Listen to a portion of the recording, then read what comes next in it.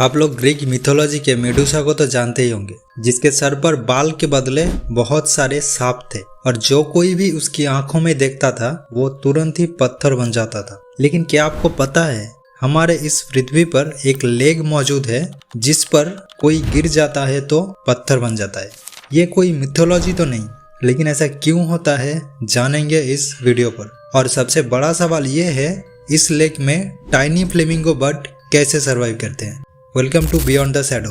Africa का एक country Tanzania, जो जाना जाता है एक विशाल वाइल्ड लाइफ, दिल छू जाने वाले नज़ारे और यहाँ के कल्चर के लिए। और इसी तंजानिया में है लेक नेट्रॉन, जिसे देखकर आपके दिमाग में एक साथ बहुत सारे सवाल आएंगे। और शायद आपका पहला सवाल होगा, क्या ये पानी है या कुछ और।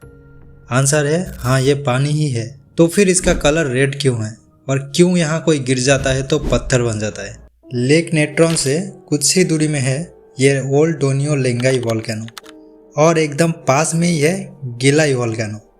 लेकिन ये एक्टिव नहीं है, एक्टिव है ये ओल्ड डोनियो लेंगाई।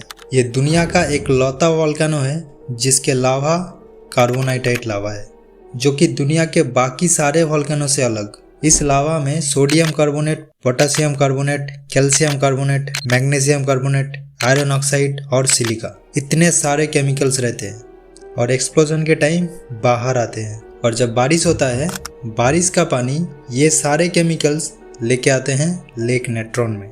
लेक नेट्रॉन एक एंड्रोरिक लेक है, मतलब यहाँ का पानी बाहर जाने का कोई जगह नहीं है। बारिश के टाइम आसपास का पानी यहाँ आके जमा होता है। अब सवाल ये है, ये सारे केमिकल्स जो वोल्केनो से निकले थे वो सब इस लेक में आने के बाद क्या इफेक्ट पड़ता है। नंबर 1, सोडियम कार्बोनेट और पोटेशियम कार्बोनेट मिलकर पानी में खार की मात्रा 10.5 से लेके 12 तक पहुंचा देते हैं। मतलब ब्लीचिंग पाउडर में जितना खार रहता है उसके बराबर। और इतना खार कोई भी एनिमल्स का स्किन जला सकता है, इसलिए यहाँ पर कोई भी मछली या पानी में रहने वाला कोई भी प्राणी सर्वाइव नहीं कर पाते। नंबर 2, कैल्शियम कार्बोनेट और मैग्नीशियम कार्बोनेट, ये दोनों भी पानी में खार की मात्रा बढ़ाते हैं। लेकिन इसके अलावा ये दोनों केमिकल्स की वजह से लेक और भी खतरनाक हो जाती है। कैल्शियम कार्बोनेट पानी में डिसॉल्व नहीं होता, ये पानी के नीचे कैल्शियम कार्बोनेट का एक वाइट लेयर बना देता है। और मैग्नीशियम कार्बोनेट की स्पेशलिटी ये है कि वो हीट को एब्जॉर्ब करके रख सकता है। सूरज का हीट एब्जॉर्ब करके पानी का टेम्परेचर 40 से 60 डिग्री तक बढ़ा देता है। और ये पानी में मिलने से पानी का डेंसिटी भी बढ़ जाता है। एज ए रिजल्ट ये ऊपर से दिखने पर पानी की तरह नहीं लगता। Number 3, iron oxides. इसमें 2 ऑक्साइड्स रहते हैं। पहला Fe2O3 जिसका कलर होता है रेड, दूसरा Fe3O4 जिसका कलर होता है ग्रे। ये दोनों मिलकर पानी का कलर कुछ ऐसा बना देता है।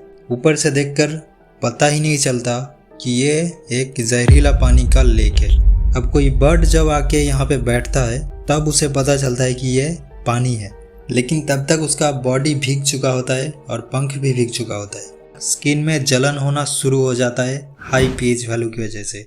ऊपर से पानी का टेम्परेचर भी 60 डिग्री तक रहता है, जिसके वजह से जलन दुगना महसूस होता है और वो बर्ड धीरे धीरे डूब जाता है और मर जाता है। मरने के बाद सोडियम कार्बोनेट और सॉल्ट की वजह से बॉडी पूरा डिहाइड्रेट होके सूख जाता है और धीरे धीरे इसके ऊपर कैल्शियम कार्बोनेट का लेयर पड़ जाता है, जिसके वजह से ये पत्थर जैसा बन जाता है। ये सिर्फ बर्ड्स के साथ नहीं होता, ये दूसरे एनिमल्स के साथ भी होता है। जैसे बारिश के टाइम यहाँ पानी जमा होता है, वैसे ही गर्मी के टाइम धूप की वजह से पानी सूख जाता है, लेकिन वो सारे केमिकल्स वहीं पर रह जाते हैं। ऐसे ही हर साल पानी में pH की मात्रा बढ़ता रहता है। इतना डेंजरस होने के बावजूद टाइनी फ्लेमिंगो बर्ड यहाँ पे अपना घर बसाते हैं। ये लेक 57 किलोमीटर लंबा और 22 किलोमीटर चौड़ा है। आप अंदाज़ा लगा सकते हो कि ये कितना बड़ा है। इसलिए पूरी लेक में pH की मात्रा ज़्यादा नहीं है। लेक के जिस साइड में ओल्ड डोनियो लेंगाई वोल्केनो है, सिर्फ उस साइड में pH की मात्रा ज़्यादा है। मतलब सारे वोल्केनिक एक्सप्लोजन का केमिकल्स यहाँ ज़्यादा है। और टाइनी फ्लेमिंगो रहते हैं लेक की दूसरे साइड में, जहाँ पानी में pH की मात्रा थोड़ा कम है। और टाइनी फ्लेमिंगो यहीं पर अंडा देती है और यहीं पर अपने बच्चे को बड़ा करते हैं। लेकिन सवाल ये है क्यों, जबकि वो किसी और सेफ जगह में रह सकते थे। इसका आंसर है स्पाइरुलिना नाम का ये रेड एल्गे, जो इसका खाना है। और यहाँ खाने की कोई कमी नहीं है। टाइनी फ्लेमिंगो की पैर भी इस एनवायरनमेंट पे रहने के लिए ही विकसित हुए हैं और वो कुछ देर तक पानी में बिना कोई नुकसान के रह सकते हैं। साल 1950 से लेकर लेक नेट्रॉन के ऊपर रिसर्च चलते आ रहा है, क्योंकि ऐसे जहरीला एनवायरनमेंट में भी रेड एल्गे और कुछ बैक्टीरिया भी रहते हैं। रिसर्चरों का मानना है ये लेक नेट्रॉन और प्लैनेट मार्स यानी मंगल, ये दोनों का एनवायरनमेंट सेम है और अगर यहाँ लाइफ पॉसिबल है तो शायद मंगल में भी लाइफ पॉसिबल होगा। दोस्तों, लेक नेट्रॉन एक बड़ा टूरिस्ट स्पॉट है।